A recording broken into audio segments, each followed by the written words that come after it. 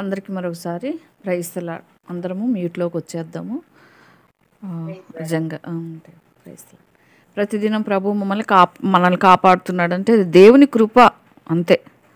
దేవుని కృపను బట్టి మనల్ని జ్ఞాపకం చేసుకుంటున్నాడు. మన గొప్పతనము మంచితనము అని కాదు, కానీ మనమైతే ప్రభు కొరకే ప్రయాసపడాలి. ప్రభు చిత్తం నెరవేర్చడానికి, ప్రభు కొరకే జీవించడానికి, ప్రభు కొరకే నమ్మకంగా ఉండటానికి. ఏ పరిస్థితి వచ్చినప్పటికీ మనుషులంగా కొంత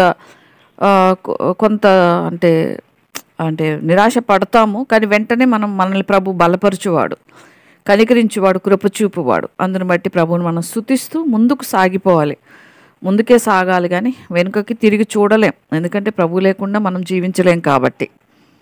తల్లిదండ్రులు లేకుండా పిల్లలు ఎలా జీవించలేరో అదేవిధంగా ప్రభువు లేకుండా మనం కూడా అంతే జీవించలేం. నేను ప్రభువుకి అదే మొరపెట్టుకుంటా. నన్ను విడిచిపోవద్దు ప్రభువా, నువ్వు లేని క్షణంలో నేను లేను అన్నట్టుగా నేను ప్రభు మీద అంతగా ఆధారపడటానికి ప్రభు కృపనిచ్చినాడు. అది కూడా ప్రభు ఇచ్చిన కృప, అంతే. ఏది నాది కాదు, నా మనసు కాదు, అది ప్రభు ఇచ్చిందే. ఆ విధంగా మనము ప్రభు వైపు చూస్తూ సాగితే తప్ప లోకంలో మనము నడవలేం పరిస్థితులు. ప్రభువే మన విజయుండు. కష్టంలో మనం పరిస్థితుల్లో ఉన్నప్పటికీ ఆ కష్టంలో కూడా ప్రభు మనతో ఉన్నాడు. ఆ నిరీక్షణ కలిగిన వారం మనం. అందుని బట్టి ప్రభుని స్తుతించాలి. లోకంలో ఎన్నెన్నో పరిస్థితులు జరుగుతూ ఉన్నాయి, భయంకరమైన పరిస్థితులు. న్యూస్ వింటానే ఉన్నాము. ఇంకా ఎన్నో ప్రమాదకరమైన హెచ్చరికలు కూడా చేస్తూ ఉన్నారు. మన రీసెంట్గా చెప్పిన న్యూస్లో సైన్స్ అంటే జనరల్లో ప్రమాదకరమైన హెచ్చరిక అని చెప్తా ఉన్నారు. భారతదేశానికి పెట్టని కోటల్లాంటివి అంటారు కదా, అవి ఇప్పటికే అంటే హిమానీ నదులు అవి వేడికి కరిగిపోతున్నాయని చెప్తా ఉన్నారు. 800 అడుగులకు పొడవుకి పైగా హిందూకుష్ పర్వత శ్రేణులు, ఎన్నో హిమాన్ నదులు ఉన్నాయి. ఇవి మరెన్నో నదులకు అంటే సరస్సులకి ఆధారం ఇవి. అవి కూడా కరిగిపోవటం అంటే ఇంకా ఎక్కడెక్కడ మధ్య దక్షిణాసియాల్లో హిందూకుష్ బేషియస్ నుంచి వచ్చి వీటిపై ఆధారపడి 200 కోట్ల మంది వరకు ఈ యొక్క నదుల ఆధారంగా జీవనం సాగిస్తున్నారు. ఈ కారాగారాలు, ఈ వాతావరణ మార్పులు గతంలో చెప్పుకున్నాం.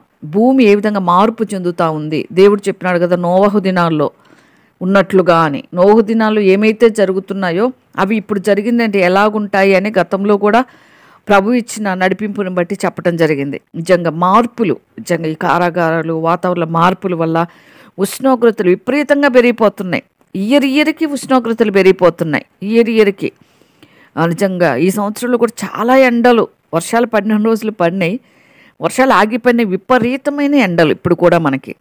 దీంతో ఈ హిమానీ నదులు వేగంగా కరిగిపోతూ ఉన్నాయని చెప్తా ఉన్నారు. ప్రస్తుతం మనం ఉష్ణోగ్రతల కంటే ఒక 2 డిగ్రీల ఉష్ణోగ్రత పెరిగితే కూడా చాలా కష్టం. ఈ శతాబ్దం నాటికే ఈ గ్లేషియర్స్లో 75% కరిగిపోయే ఛాన్స్ ఉందని చెప్తా ఉన్నారు. ఈ విషయం నిజంగా ఈ రీసెంట్గానే తాజా అధ్యయనాల్లోనే వాళ్ళు చెప్పడం జరిగింది. సుమారుగా 2 మిలియన్ల మంది బతుకులకు ఈ జలగండం ఉంటుంది అని కూడా చెప్తా ఉన్నారు. నిజంగా ఈ అధ్యయనాలు సైన్స్ జనరల్లో ప్రచురించేటప్పటికీ అందరూ ప్రపంచం అంతా కూడా ఒకసారిగా అంటే ఆందోళన పడ్డారు, భయపడుతున్నారు. నిజంగా అందరు బాగుండాలంటే మనం ప్రభుని బట్టి ధైర్యంగా ఉంటాం, కానీ లోకంలో ఏంటంటే పరిస్థితులను బట్టి మనుషులంగా చూస్తే మనకు అలానే అనిపిస్తుంది. ప్రభు కృపలో మనం కొనసాగుతున్నాం. ప్రభు యొక్క ఉద్దేశాలు ఏంటి, ప్రకటన గ్రంథంలో ఉన్న ఉద్దేశాలు ఏంటి అనేది మనకు తెలుసు కాబట్టి మనం ప్రభు పైన ఆధారపడతాం. భూలోకంపై మానవ మనుగడే అసలు సజావుగా సాగాలంటే ఈ వాతావరణాన్ని నియంత్రించాలని చెప్తా ఉన్నారు. పర్యావరణ రక్షకులకి ఎక్కువగా ముఖ్యంగా వాళ్ళకి ప్రపంచ దేశాలన్నీ కూడా ఈ విషయం మీద దృష్టి పెట్టాలని హెచ్చరికలు చేస్తూ ఉన్నారు నిపుణులు. నిజంగా చాలా భయంకరమైన పరిస్థితులు. ఈ మార్పులు మనం గమనించాలి. 10 దేశాలకు చెందిన వాళ్ళు 21 మంది సైంటిస్టులు ఈ అధ్యయనాలు చేసినారని చెప్తా ఉన్నారు. నిజంగా ఈ యొక్క 2 లక్షలకు పైగా గ్లేషియర్లను మంచు కరుగుతున్న దీన్ని పరిశీలించటానికి నిజంగా గ్లేషియర్లు ఇంకా ఎంతమంది అంటే ఎన్ని తెలివితేటలున్నా ప్రభువుకి తెలియకుండా ఏది జరగదని అందరికీ తెలియదు. అవి శాంపిల్స్ తీసుకొని వాటిని పరీక్షలు చేయటం, ఉష్ణోగ్రతలు పెరగకుండా స్థిరంగా ఉన్నా కూడా గ్రేస్ ఎర్రలో మంచు కరగడం ఇప్పట్లో ఆగదని కూడా శాస్త్రవేత్తలు చెప్తా ఉన్నారు. నిజంగా ప్రభు అనుమతిస్తే నిజంగా ఒక్కొక్క దూత వచ్చినప్పుడు, ఒక్కొక్క ముద్ర విప్పినప్పుడు ఏమేం జరుగుతాయో నిజంగా అవన్నీ మనము ప్రకటన 6వ అధ్యాయంలో చదివినట్లయితే అవి మనకు అర్థమవుతాయి. నిజంగా ఎన్ని పరిస్థితులు మారుతున్నాయి అన్నదానికి చెప్తున్నాను నేను. పరిస్థితులు, ఈ లోకంలో జరిగే పరిస్థితులు మార్పులే మన ప్రభు రాకడకి ఎంత దగ్గరగున్నామా అనేది మనము పరీక్షించుకునవలసిన వారంగా ఉన్నాం. ఎట్లా జరుగుతున్నాయంటే ఎక్కడ చూసినా భూకంపాలు, అక్కడక్కడ భూకంపాలు, కరువులు, ఇవన్నీ వేదనలకి ప్రారంభం అని చెప్పినారు ప్రభు. నిజంగా ఒక కూడిక ఆరంభమైతే ఏమని చెప్తాం, ఒక మీటింగ్ మందిరంలో మీటింగ్ స్టార్ట్ అయితే కూడిక ఆరంభమైంది, వచ్చి లోపల వచ్చి కూర్చోండి, అందరూ దయచేసి లోపలికి రండి అని పిలుస్తారు కదా. ప్రభు అట్లానే ఇప్పుడు పిలుస్తున్నాడు. లోకాల్లో శ్రమలు ఆరంభమైనాయి, ప్రభు రాకడకు సూచనలు జరుగుతున్నాయి, మీరు జాగ్రత్తగా ఉండండి, మెలకు కలిగి ఉండండి అని హెచ్చరికలు చేస్తున్నారు ప్రభు. అందుకే మనం చెప్పుకోవాలి. అంటే ఉన్నాయి, చాలామంది చెప్తున్నారు యూట్యూబ్లో ఇప్పుడు ఎక్కడ పడితే అక్కడ వాక్యాలు. ప్రభు ఎవరిని ప్రేరేపించిన విధానంలో వారు చెప్పుకుంటూ వెళ్తారు. కొన్ని ఇతరులు అభ్యంతరపడినప్పుడు వాళ్ళకి అభ్యంతరపడిన వాళ్ళకి మనం ఏం చేయలేం. అంత తప్ప ప్రభు ఇచ్చిన ఆలోచనలు మనం చెప్పకుండా ఉండలేం కదా. తర్వాత అస్సాంలో 22 రాష్ట్రాలు వరదలు, వర్షాలు, నిజంగా ఎన్ని రోడ్లన్నీ మునిగిపోయినాయని చెప్తున్నారు. మనం ఆషామాషగా వింటున్నాం, కానీ అది మన ప్రాంతంలో జరిగితే, మన ప్రాంతంలో జరగకుండా ప్రభు కాపాడుతున్నాడంటే, మన సురక్షితమైన ప్రదేశాల్లో ఉన్నామంటే అందును బట్టి దేవుని కృతజ్ఞతలు చెల్లించాలి. నేను కృంగిపోయినప్పుడు, పరిస్థితులు చూసుకున్నప్పుడు కూడా నేను ఈ న్యూస్ చూసినప్పుడు నన్ను నేను ధైర్యపరుచుకుంటా. మనం బలపరచువాడు ప్రభువే. మనం బలపరుచుకుంటూ ప్రభువుని బట్టి ధైర్యం తెచ్చుకోవాలి అంతే. తర్వాత ఈ రోడ్లు మునిగిపోవటం, రవాణా సౌకర్యాలకి అసలు ఎట్లా అంటే ఇంకా రైల్వే ట్రాక్ అంటే రైల్స్ కూడా వెళ్ళట్లేదంట. రవాణా అసౌకర్యాలు రవాణాకి అన్నీ ఆగిపోయినాయి. ఇంకా చూస్తే, ఇంకా సిక్కింలో చూస్తే అదే పరిస్థితి. కొండ చర్యలు విరిగి పడుతున్నాయి. ఒక ఊరే అసలు గయాబైందంట. అట్లా రోడ్డు వంతెనలు సైతం విరిగిపోతూ ఉన్నాయి. ఆర్థిక వ్యవస్థ క్షీణించిపోతుంది. ఊర్లన్నీ కొట్టుకుపోతున్నాయి సిక్కింలో. నిజంగా ఈ పరిస్థితులన్నీ రాకడకు సూచనలు కాదా? మణిపూర్లో చూస్తే ఇంతకుముందు పూర్తి మునిగిపోయిందని చెప్తున్నారు న్యూస్లో. అంటే 19,000 మంది ప్రజలు నిరాశ్రయులైనారంట. అనేక మంది నిజంగా చనిపోయినారని చెప్తున్నారు. ఇంకా ఎన్నెన్నో తీవ్రమైన సంఘటనలు జరుగుతూ ఉన్నాయి. కొన్ని చోట్ల మంటలు, కొన్ని చోట్ల అగ్ని మండుతూ ఉంది. ఎన్నో కాలిపోతున్నాయి, అందులో చాలామంది చనిపోతున్నారు. ఇవన్నీ కూడా మార్పులు, పెను మార్పులు. అంటే ఈ సంవత్సరంలో జరిగినట్లుగా 70 సంవత్సరాల క్రితం జరిగినవి ఇప్పుడు జరుగుతున్నాయని కూడా చెప్తా ఉన్నారు. నిజంగా అప్పటి నుంచి చెప్తా ఉన్నారు కదా ప్రభు రాకడా అని మనం నిర్లక్ష్యంగా ఉండటానికి లేదు. అప్పుడు జరిగే సూచనలు వేరు, అప్పుడు జరిగిన మార్పులు వేరుగా ఉన్నాయి, ఇప్పుడు జరుగుతున్నవి వేరుగా ఉన్నాయి. అది మనం గమనించుకోవాలి. ఏదేమైనా ప్రభు కొరకు సిద్ధపడితే రాకడ కొరకే మనకు వచ్చే నష్టం ఏం లేదు. మనం మెలకు కలిగి ఉండాలి, ఏదేమైనా జాగ్రత్త కలిగి ఉండాలి. మనం అంటాం కదా పిల్లలకు కానీ మనం చెప్పుకున్నా, ఎందుకన్నా మంచిది నువ్వు ఇట్లా చేయరా, ఎందుకన్నా మంచిది నువ్వు ఇట్లా చేయమంటాం కదా. ఎందుకన్నా మంచిది మనం జాగ్రత్త కలిగి ఉండాలి, మెలకు కలిగి ఉండాలి. నిజంగా దేవుని తీర్పు నిజంగా అట్లా ఎట్లా అంటే అసలు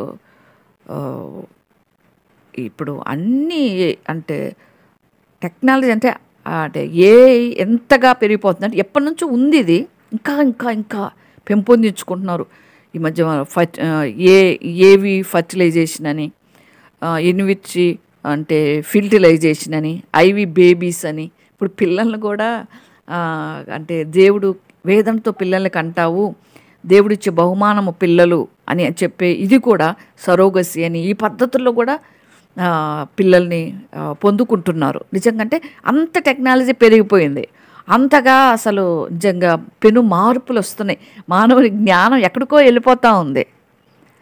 నిజంగా అటువంటి పరిస్థితుల్లో అసలు దేవుని ఒక తీర్పు అసలు ఏంటి అనేది ఒక్క 5 నిమిషాల్లో నేను ఇంట్రడక్షన్ చెప్పి త్వరగానే వాక్యం ముగిస్తాను. కొన్ని వచ్చినాలే ఉన్నాయి, ఎక్కువ రెఫరెన్స్లు కూడా చూపించకుండా త్వరగానే ముగిస్తాను నేను. నిజంగా ప్రభు నిజంగా ఆదికాండం మొదటి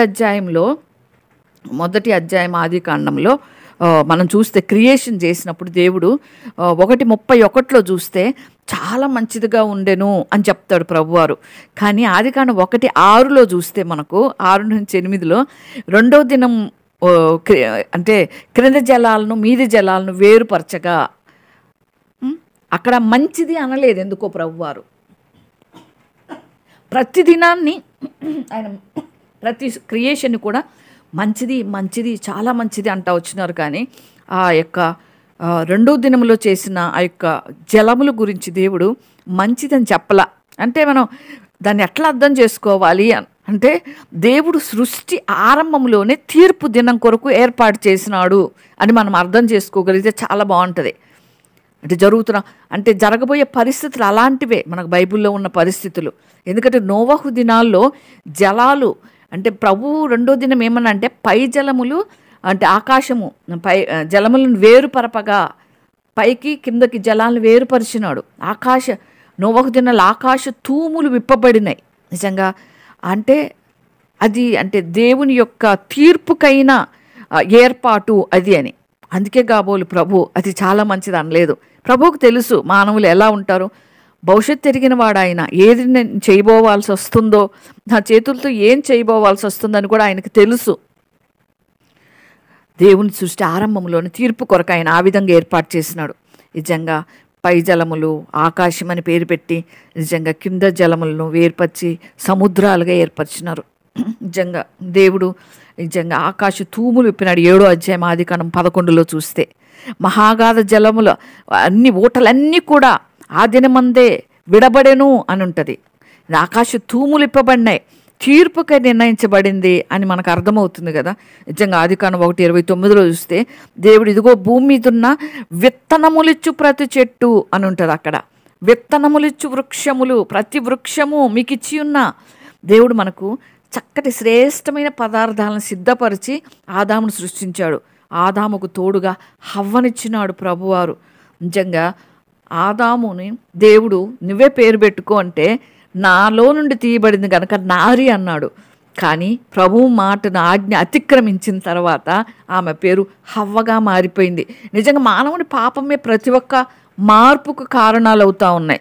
మానవు యొక్క తప్పిదాలే నిజంగా మంచి ఫలాలు ఇస్తే ఈ దినాల్లో మనం చూస్తే మనం తినే వాటిల్లో అసలు సీడ్సే ఉండట్లేదు.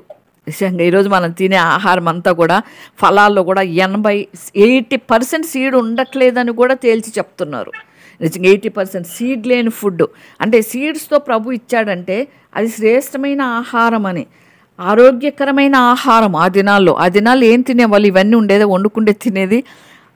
నిజంగా ఫలాలు తిని బ్రతికినారు ఆ దినాల్లో నిజంగా ఆదాము హవ్వలు. అటువంటిది మానవ పాపముతోటి ఇంకా పెరిగిపోతూ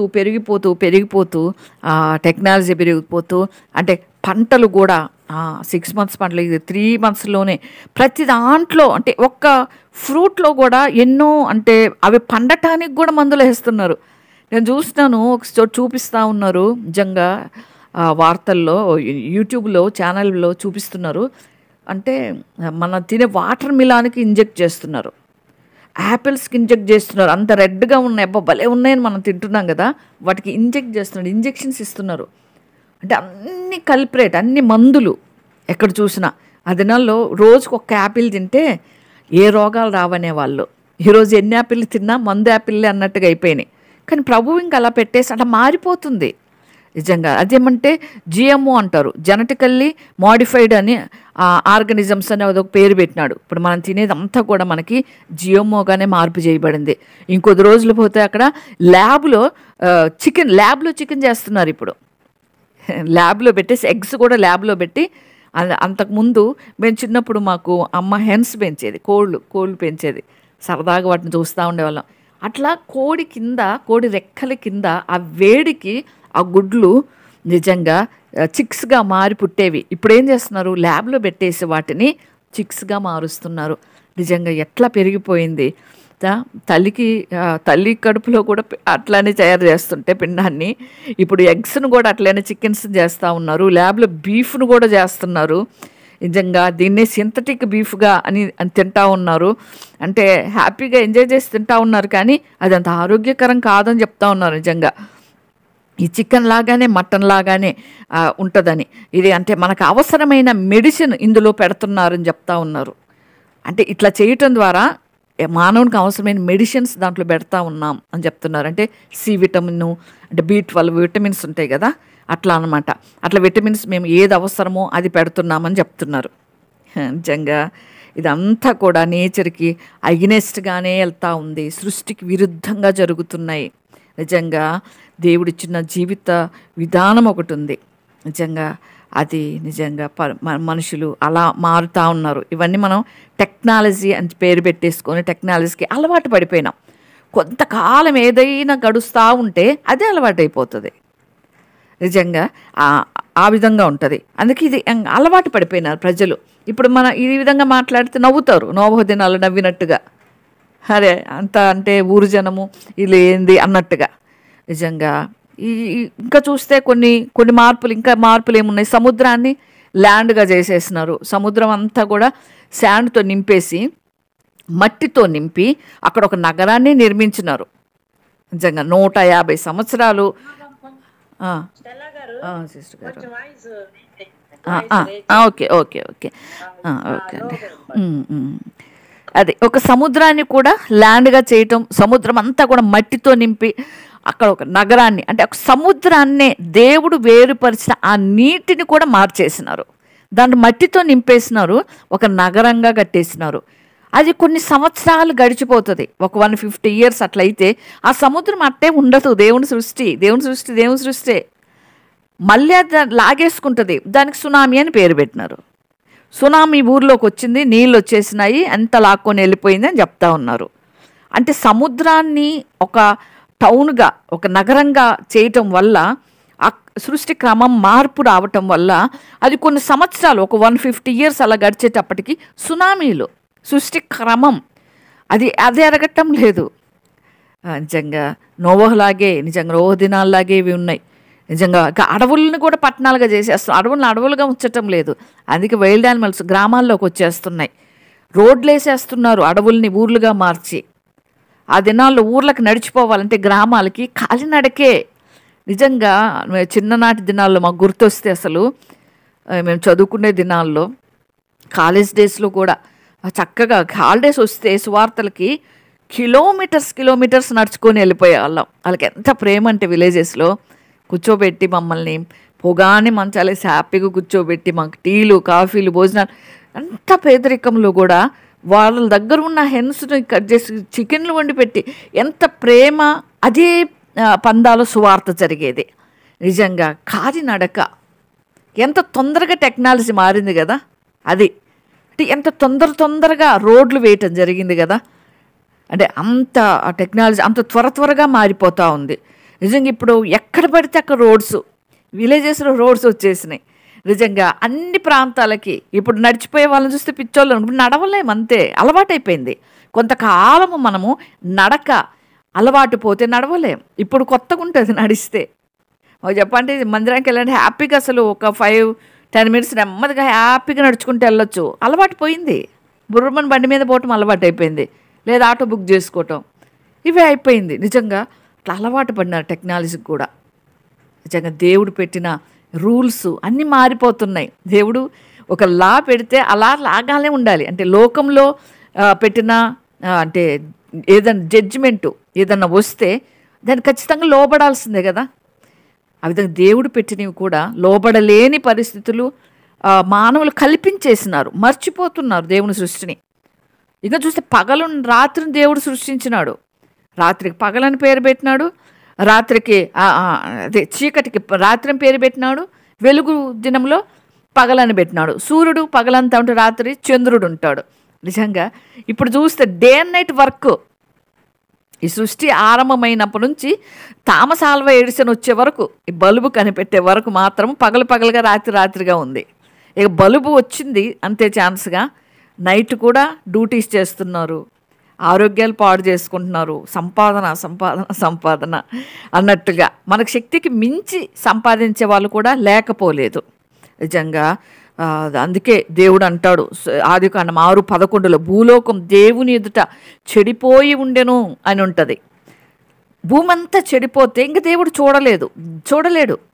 అయ్యో, నేనెంత చక్కగా మనుషులకు అవసరమైనంతగా నేను సృష్టించేస్తే ఎంత పాడు చేసినారు. అబ్రహాం దినాల్లో ఎందుకు యేసు ప్రభు దినాల్లో నడుచుకుంటూ పోయేవాళ్ళు. యేసు ప్రభు దినాలు యేసు ప్రభు ఏ వెహికల్ మీద ఎక్కాడు? లాస్ట్లో గాడిద మీద ఎక్కారు. అంతకుమించి వెహికల్స్ లేవు, అంతకుమించి అక్కడ రోడ్స్ లేవు, అంతకుమించి ఏ వాహనాలు లేవు అక్కడ. కానీ ఇప్పుడు నిజంగా అంతగా దేవుడు తలపెట్టిన కార్యాలన్నీ విరుద్ధంగా చేయటమే నిజంగా ఇవి చేస్తూ ఉన్నారు. దేవుడు పెట్టిన దాన్ని దాటి వెళ్ళిపోయినారు మనుషులు. క్రమరహితంగా అయిపోయింది. సృష్టిలో మార్పులు జరుగుతున్నాయి. ఆర్టిఫిషియర్స్ని తయారు చేస్తూ ఉన్నారు. జర్మనీలో అయితే వీళ్ళు చెప్పినట్లే ఇప్పుడు ఎట్లయితే శాటిలైట్స్ ఆన్ చేసినామో అలాగే దీన్ని కూడా లాంచ్ చేసినట్లయితే భూమికి 24 గంటలు సూర్యుడు ఉంటాడు అని అంటూ ఉన్నారు. నిజంగా వెన్నెల ఇంక అవసరం లేదంట. ఇప్పుడు రాత్రి ఉంటే నిద్రపోతూ ఉన్నారు. ఇర్మియాలో ఏమని రాస్తాడంటే భక్తుడు, పగటికి రాత్రిని నేను నియమించిన కార్యక్రమాలు నీవు మారిస్తే, అట్లా మార్చిన ఎడల ఎటువంటి న్యాయ తీర్పు వస్తుందంటే అని దేవుడు అక్కడ కోపడుతున్నాడు. నిజంగా దేవుని సృష్టి రాత్రిలాగే ఉండాలి, పగల్లాగే ఉండాలి. అది ప్రభు చెప్పిన కట్టడ. అది ఇప్పుడు మనుషులు అంతా ఆర్టిఫిషియన్స్కి అలవాటు పడిపోయి రాత్రిని పగటం చేసేస్తున్నారు. నిజంగా అది భయంకరమైన పరిస్థితులు. ఇంకా టెక్నాలజీ పెరుగుతూ ఉన్న పేద ప్రజలుగానే ఉంటున్నారు, ధనికులుగానే ఉంటున్నారు. అంటే ఏమి అంటే ఇంప్రూవ్ చేస్తున్నారంటే రోడ్స్ వేయాలి, పట్టణాలు నిర్మించుకోవాలి.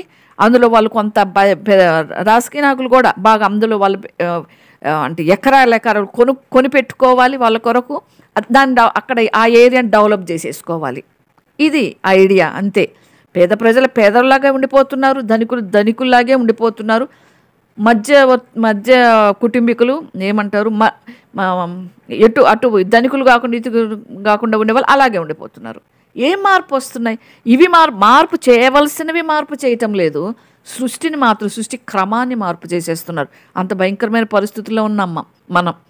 నిజంగా ఎట్లా ఇదే క్రమమైనటువంటి జడ్జిమెంట్కి ఇప్పుడు రెడీగా ఉంది అంటానికి మనము అనుమానపడాల్సిన అవసరం లేదు.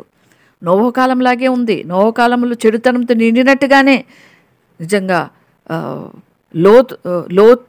నిజంగా మనం అంటే లోతు దినాల్లో ఉన్నట్లుగా ఉన్నాయి. అవి మనం చూస్తూనే ఉన్నాం. మనం లోతుగా నిజంగా లోపలికి ఆలోచిస్తే మనం మత్తయి 24:38 ఉంటుంది. జల ప్రళయమునకు ముందటి దినములలో నోవహు ఓడలోనికి వెళ్ళిన దినము వరకు వారు తినుచు త్రాగుచు పెళ్లి చేసుకొచ్చు పెళ్లికిచ్చిస్తూ ఉన్నారంట. అంటే తినొచ్చు, తాగొచ్చు, పెళ్లి చేసుకోవచ్చు. దానికి కాదు ప్రభు అనేది. అంటే తిండే లోకం. కొంతమంది అంటారు కదా, తినడానికే పుట్టావు అంటారు కొంతమంది, కోపం వస్తాయి కదా. అంటే తిండే లోకం, తిండి ఆతృత, దానివల్ల అనారోగ్యాలు, తర్వాత చూస్తే అక్రమ సంబంధాలు, డైవర్స్కి వచ్చేసి ఇప్పుడు ఎక్కువైపోయినాయని చెప్తా ఉన్నారు. నిజంగా లేస్తే అదొక షోకు లాగా అయిపోయింది. నచ్చకపోతే డైవర్స్. ఇంతకుముందు అమెరికాలో ఎక్కడో వినేవాళ్ళం. ఇప్పుడు ఇండియాలో, భారతదేశంలో, మన దేశంలోనే ఎక్కడ పడితే అక్కడ డైవర్స్ కేసులు. నిజంగా క్రమంగా ఉండాలి. ఒక క్రమములో వివాహాలు. అంటే ఆదికాండం 6:2 చెప్పినట్టుగా దేవుని నరుల కుమార్తెలు చక్కని వారిని చూచి వారందరితో తమకు మనసు వచ్చిన స్త్రీలను వివాహం చేసుకున్నారంట. ఆ దినాల్లో దేవుని చిత్త ప్రకారం దేవుడు మాట్లాడడం చేసుకునేవాళ్ళు. ఎవరికి ఇష్టం వచ్చినట్లు వాళ్ళు. అంటే దేవుని కుమారులు, నరుల కుమార్తెలు. అంటే అన్యులని లేదు, వాళ్ళు ఎవరని లేదు, ఎవరిని పడితే వాళ్ళు ఎవరికి ఇష్టం వచ్చినట్లు వాళ్ళు వివాహాలు చేసేసుకుంటున్నారు. తల్లిదండ్రులు ఇష్టం లేదు, పిల్లలు ఇష్టం వచ్చినట్టు చేసేసుకుంటున్నారు. అలా ఉండకూడదు అని, ఆ క్రమరహితంగా ఉండకూడదు. క్రమము లేదు. అది ప్రభు చెప్పేది. నిజంగా ధనము ఉంటే మంచిదే, సంపాదించుకోగలిగినప్పుడు సంపాదించుకోవాలి. దేవుడిచ్చిన టైంలో దేవునికి ఇచ్చి దేవుడిచ్చిన టైంని మనం, కానీ ధనంపై అపేక్ష ఉండకూడదు. అది ప్రభు చెప్పేది. ప్రతిదీ క్రమంగా ఉండాలని.